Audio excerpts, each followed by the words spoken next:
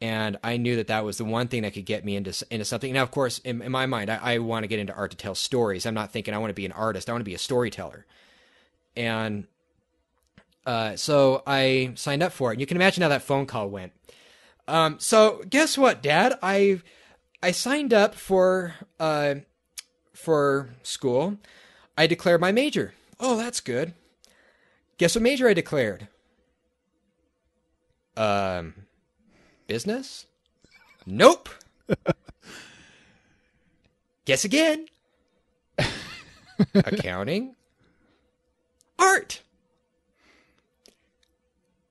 If silence could kill. I've never talked with your mother when I get home. He said that. Oh yeah, he said that. Oh my goodness. And now to be fair, I mean he told me later how the conversation went, and he didn't tell me at the time. He basically at the time he said, "Okay, well, go ahead and we'll talk about this after your first semester up there." Well, I didn't know at the time that my mom actually was an art major at one point at the time it was known as Rick's College, and had determined it was so difficult, was so traumatized by it that she switched to a nutrition major. Switched to nutrition because being a nurse was easier than being an artist. And so they had decided, oh yeah, let him go up there and he'll fall on his ass and then come back and apologize and then switch to business. Well, I went up there and had the mentality, I've got to do good. I've got to prove myself. I put everything I had into becoming as good of an artist as possible. I brought back my artwork, presented to my dad and said, "Behold." And, you know, I've actually still have some of those pieces that I showed him. They weren't that bad. In fact, actually, for as little art experience as I had, because I really had no art experience, you know, remember, storyteller, not necessarily an artist. A lot of these other students up there have been doing art for 10 years, all the way through high school since they were little kids. They spent about as much time doing art as I spent telling stories. They were about as passionate as artists as I was about stories. And so I was not the top of my class, but I was passionate because it was a means to an end. They were doing art for the sake of art. I was doing art for the sake of stories. And I brought that stuff back. And for such a beginner, it was actually pretty good. And I'll admit that. I'll tell anybody who is at the level that I was then and was doing the art that I was doing then, I'd say, hey, that's good. Because remember, you are only in competition with yourself. You know, you improve and then you are successful. At least that's how I measure success and that kind of thing. So both my parents were in shock at how well I did, and like I said, they're very supportive now. They've actually laugh about the fact that that this ever took place. And yeah, it's like my dad's been very awesome about supporting me up at school and very enthusiastic about it. So it was about this time too, something about learning art. I learned a lesson that was extremely important that I applied to stories. And that is this. I could sit down in an art class. I know I've mentioned this in one of the other podcasts. I'll mention it again anyway. You can hear me now. Mm-hmm. Is that when you're sitting down and doing a drawing, I could be working on this thing for 2 hours and it would look perfect and I've got everything nailed, the proportions are right. Man, this is such a good piece. And then the instructor says, hey, why don't you just move aside for a sec? He puts his tracing paper on there, draws all over the tracing paper the correct proportions, then hands it to me and I see that I'm a mile off and I could not see it. And the reason why is because it is very difficult to critique yourself. It's very difficult to see problems in your own work. And one of the most important things a artist can do is accept criticism from someone else, accept their critique and their feedback. Once I learned that and became very open to feedback and thriving on it, then my skill just started accelerating. I started actually turning the corner and producing stuff that wasn't bad. Is it great? No. Did it compare to the stuff the instructor did? I sure as hell hope not. They've been doing it for 30 years. but it was way better than anything I was producing before. And again, the only person you can compete with is yourself. And that was when I looked at my own story, because I've been working on, then called Superhuman Project. Go ahead and laugh. I started looking at that with new eyes. And I started becoming obsessed with getting feedback on it and finding out what is good about this. What makes this a good story? And I had taken writing classes before then, and I started actually taking several writing classes at BYU Idaho. But there's more than that. I started looking at resources online. I started reading other people's stories. That was when I got into novels and really got into fiction. What makes these stories good? What makes them bad? Is there anything about this that I don't like? I started doing this with movies. I would look at that and go, how could I work this? If I was on that writing team, how could I fix this? And it was no longer about me. It was about the audience and making it good for the audience. And that was probably my biggest turning point right there when it comes to stories. It was also about this time that the name changed to bleeped out to bleep. That was when the name, and actually, you can see the results of this turning point where Glenn and I are actually talking about taking that story, which at the time was awful. I had every mistake you could possibly make. I had over 300 characters and names, histories, and backgrounds. Try keeping track of that as an audience. Come on. Or as a writer.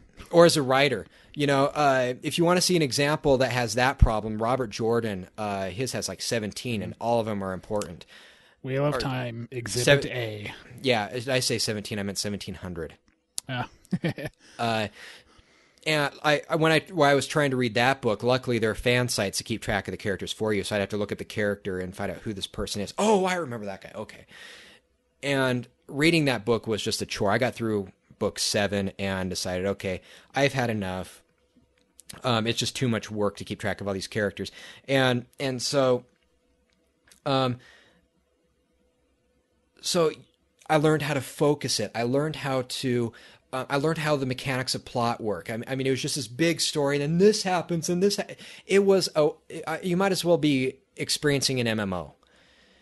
And I had that problem. But then I later, and this is the reason why we're actually turning it into a Lumaglyph project, is because I later learned, okay, here's how a story works, and I took elements that I already had, cut everything else out, and then, hey, I already have a good story here. I just need to cut out the bullshit. I started to learn that writing is an art too. We're not just, you're not a writer and an illustrator and an animator. You're an artist.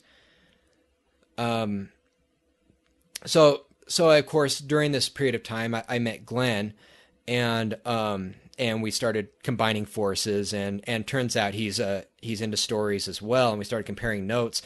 And, you know what? When you have two people that are passionate about the same thing, and both of us are critical of each other, mm-hmm. He's not going to let me get away with putting a really crappy idea in there, and I won't stand for it either from him. Yeah. Yeah, it was kind of funny because, I'll get to how we met later, but yeah, when we started talking, we would talk for like 3, 4. I think there's actually one time we talked for like 5 hours. Oh, there was one time where we were standing out in the cold until almost midnight. Yeah, and it was crazy. I mean, it was like, we just, I just finished teaching a workshop, and then we just talked for like 4 or 5 hours afterwards, and we're like, dude, we're starving. Yeah, neither of us have had dinner, and so we're just sitting there like, yeah, I just realized what time it is, and I got class early in the morning. Yeah. Oh crap. And then we just couldn't, we just couldn't stop. It was so weird. Yeah, because we're both passionate about the same thing. And we both, I think we both had the same epiphany, that that writing is an art, and it's something that you need to have somebody look at and point out the flaws. Because when I was working on this story, there were a lot of problems in there that I couldn't see until other people started, and getting feedback from my mother, which is probably the only, my mother and my younger brother, they were both by my younger brother had no understanding. He's like, "Oh, that's so cool." He was 8 years younger than me. At the time, he was knee high. He's not going to give me useful feedback. And then there's my mother that's just going to approve of everything that I do. Yeah. How long have you been working on that story? Since 1998. So, okay. 2011 now, 13 years. But I haven't really been working on it the last couple of years because of Hackberry Hollow. And really, to be fair, that story is going to get a rewrite because I was in the middle of working on that when I started actually turning the corner and started producing, decent stories. And it wasn't just that one. That wasn't the only story that I was doing. I had other ones too. And I learned how to create, good, coherent stories. And then I went to go back to that one. I made like a crude outline, which is what I have right now. And the outline is based on picking out components of the old story. And almost all the ideas that I'm keeping are my later ideas, the ones after I started turning the corner. I don't think there's anything from the original concept that's still there. But it actually, I can describe it in 2 sentences now. I have a log line for it now. And it has focus. It has only like 5 characters that are really important. And there's still like hundreds of characters there, but of course they're background noise. It's okay to have a whole bunch of people. It's okay to have a rich world, but it has focus. And to make another art metaphor, you could put a rose in front of a whole bunch of green rose bushes, and then have that red flower there. It's okay that all those busy leaves and stuff are in the background because you have this rose in the front that's green, where all the leaves, or the rose is bright red, while the leaves are the complementary green, and then the position, and you focus in on it. You have that focal point, and we did the same thing with our stories. We took our main characters, we made it focus on them. It's about them, and all these other characters happen to be living in the world and interact with them. Yeah. It was actually something I learned. And for video games, it's a little bit different. But the best ones, the way they do their narrative is just like stuff in the background. Like I think I was doing it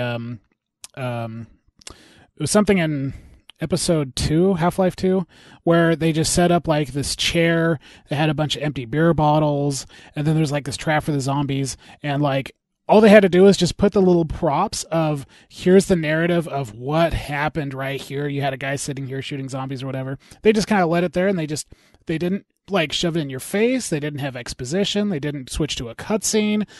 Trying to explain the world is just all just kind of there. And as you are focusing on the story, your mind is still going and looking at all this other stuff in the background, and then like subconsciously you're piecing this stuff together. And that gives the world so much depth and richness. Mm-hmm. Because when you look at this story, and I think all the stories we have planned are like this. Maybe one exception, but that one's a shorter story.